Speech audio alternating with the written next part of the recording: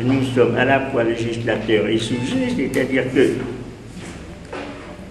si l'on se pense raisonnable, il y a une loi qui s'impose et à laquelle nous devons obéir, mais d'autre part, cette loi de la raison, c'est nous, au fond, qui la décrétons en tant que ce qui est le sujet pur, le sujet même de la pensée, et qui est ce à quoi s'accrochent toutes les lois. Donc le sujet est en quelque sorte à la fois celui qui obéit, mais à la fois celui qui commande, une sorte de dualité, de double face du sujet que l'on pourrait dire le sujet transcendantal et le sujet empirique. Et quand nous obéissons à quelque chose, pour Kant, on n'obéit pas à Dieu qui aurait commandé quelque chose, c'est bien nous, en tant qu'êtres raisonnables, qui sommes sujets sur quelqu'un qui va être raisonnable, justement, en obéissant à ce que ce sujet a commandé. Donc c'est là que se trouve cette sorte de coupure, de pli, si l'on peut dire, mais qui n'implique pas quelque chose qui soit à proprement parler chez Kant, le corps, bien que cette notion de pli entre les deux pourrait nous faire penser à un sujet qui soit celui de la pensée et d'autre part un autre qui est incarné, ce n'est pas exactement le plan sur lequel se pose Kant. On peut lui objecter d'ailleurs à ce moment-là, parce que la formule est très ambiguë, elle est riche de sens, mais elle n'a pas un sens unique, c'est certain.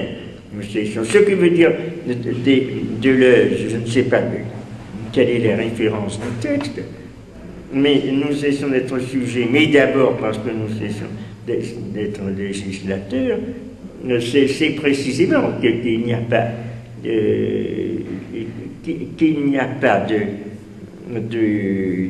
il y a une différence, mais il n'y a pas d'opposition entre les deux. C'est-à-dire que le fait d'être sujet est toujours quelque chose qui implique que l'on soit sujet légiférant.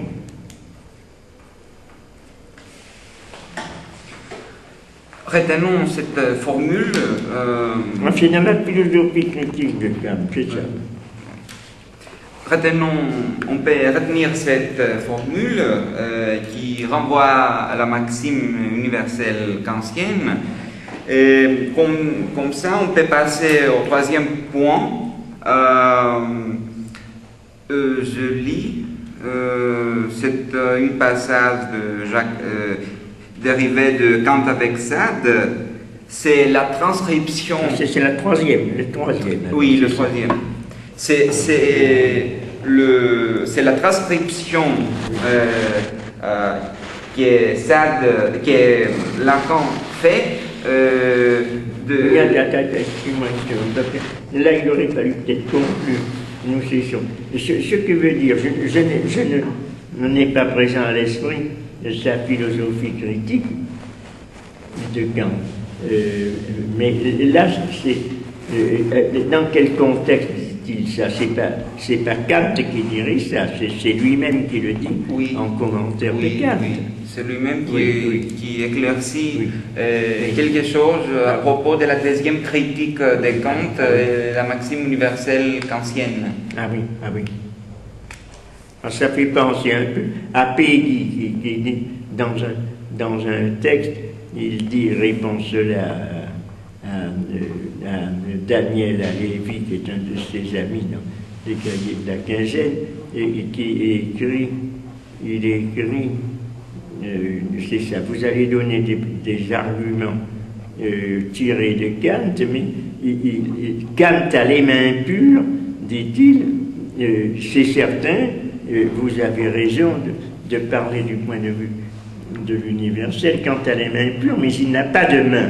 C'est une phrase qui est restée célèbre dans la critique de Peggy. Elle est un peu...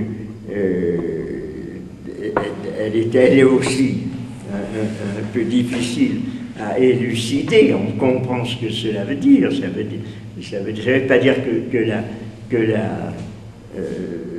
que la morale de Kant ou l'universalisme de Kant n'est pas de portée et qu'il n'y ait pas des gens qui puissent agir relativement à cet impératif, mais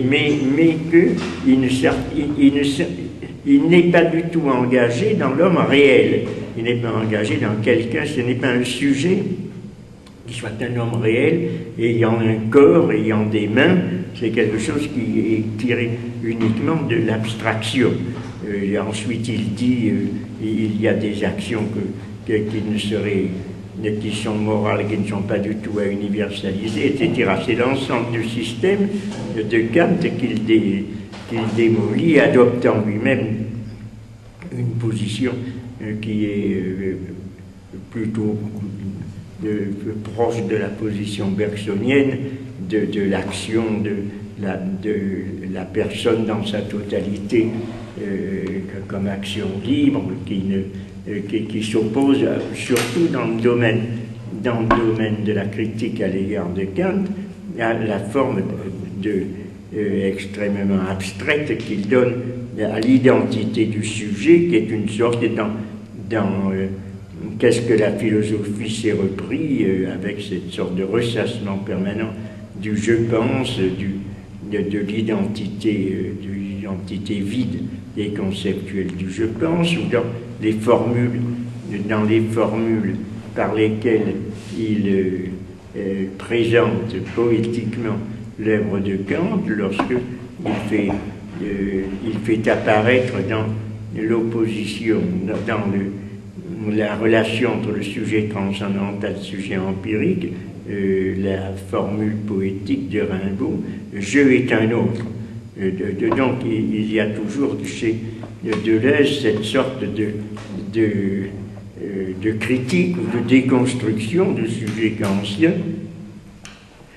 qui fait que à la fois sur le plan du jugement, en finir avec le jugement, à la fois à propos de l'identité du sujet, on pourrait dire qu'il y a à en finir avec le sujet, puisqu'il dit à plusieurs reprises, il n'y a pas d'unité substance, il n'y a pas d'unité du sujet. Et le sujet n'est pas une substance chez Kant, d'autre part. Mais c'est un je pense qui accompagne toutes mes représentations. C'est quelque chose qui est un concept, c'est une sorte de face subjective, si l'on peut dire, du concept.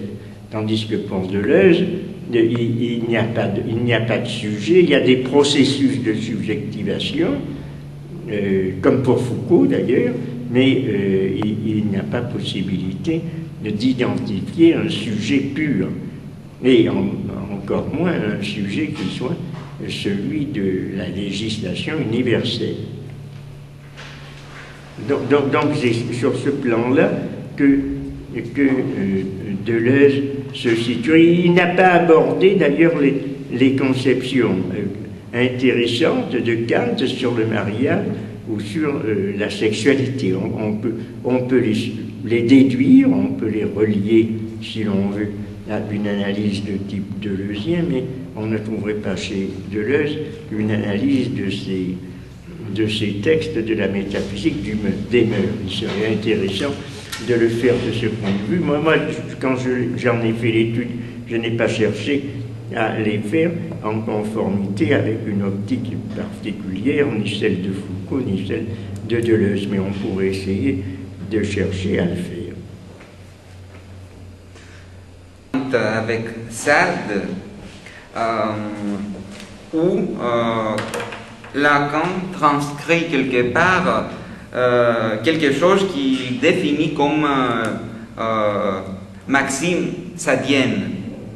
C'est pas Sade qui a défini justement une telle maxime, mais Lacan intervient et transcrit quelque part une maxime sadienne. Ah, c'est ça.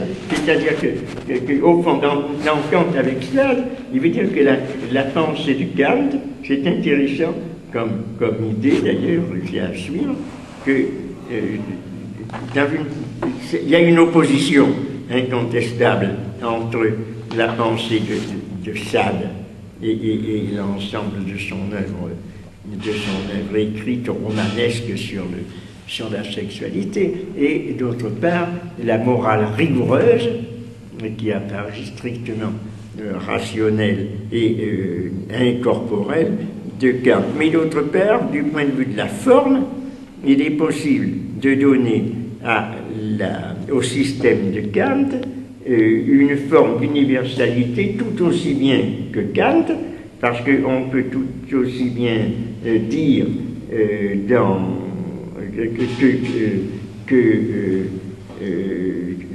on peut tout aussi bien universaliser que dans le système de Kant les formules qui sont celles du droit à la jouissance, alors que chez Kant, c'est au contraire le droit à ne traiter la personne humaine que comme fin et jamais comme moyen. Mais on peut fort bien universaliser en disant j'ai le droit absolu de jouir de ton corps et j'universalise cela. Si c'est universalisé, l'autre aussi a le droit de jouir du mien.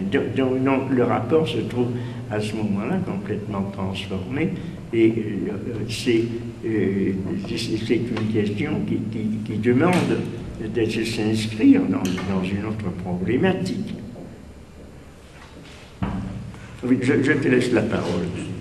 Donc je